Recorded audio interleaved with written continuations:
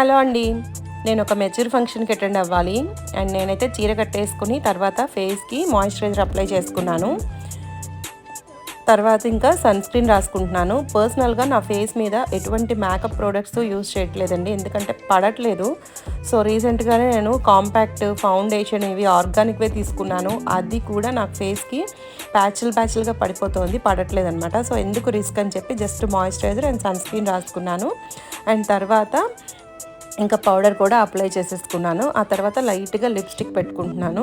ఇది మీకు వీడియోలో కాబట్టి కొంచెం డార్క్‌గా అనిపించింది కానీ నేను లైట్‌గానే వేసుకున్నానండి. అండ్ ఇంకా బొట్టు బిళ్ళ పెట్టేసుకొని ఆ లిప్‌స్టిక్‌తోనే కొంచెం పాపిట్లో సింధూరంలాగా పెట్టుకున్నాను. ఎందుకంటే కుంకుమ కూడా పడట్లేదు.